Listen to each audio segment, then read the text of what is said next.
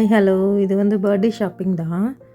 ஆனால் இது ஜானுக்கு இல்லை, ஜானு கூட படிக்கிற குட்டீஸ்க்கு. மொத்தம் 15 பேர்னு சொல்லியிருந்தாங்க. அவங்களுக்கு வந்து gift கொடுப்போம் இல்லையா, அதுக்காக வந்து ஷாப்பிங் போயிருந்தோம். அது மட்டும் இல்லாமல் அவளுக்கு பேங்கிள் இதெல்லாம் வாங்கலாம் அப்படின்னு சொல்லிட்டு போயிருந்தேன். பெருசாக எனக்கு வந்து எதுவுமே செட் ஆகலை. இந்த டெக்கரேஷன் ஐட்டம் எதுவுமே பெருசாக கிடைக்கல. பலூன் மட்டும் வாங்கிட்டு வந்திருந்தோம், பலூனும் கேண்டிலும் மட்டும்.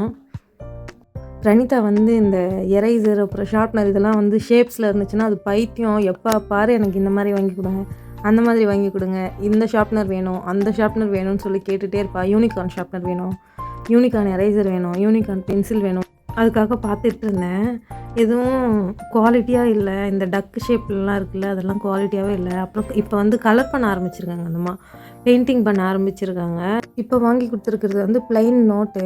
அதில் வந்து ப்ளைனாக தான் பெயிண்டிங் பண்ணிகிட்ருக்கா. சரி, அதில் ஏதாவது அனிமல் பிரிண்ட் பண்ண மாதிரி நோட் இருக்கான்னு சொல்லிட்டு தேடிட்டு இருந்தேன். அந்த மாதிரி எதுவும் கிடைக்கல. கலர் பண்ணுற மாதிரி நிறைய புக்ஸ் இருந்துச்சு. இந்த பெயிண்டிங் பண்ணுற மாதிரி தேடி தேடி பார்த்தேன், கிடைக்கவே இல்லை.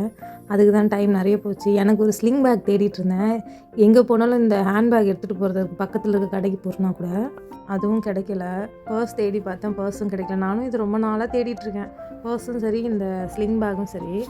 டெக்கரேஷன் ஐட்டமும் பெருசாக எதுவும் கிடைக்கல. இருக்கிறத வச்சு தான் டெக்கரேட் பண்ணணும். எனக்கு வந்து பொதுவாக டெக்கரேட் பண்ண ரொம்ப பிடிக்கும்.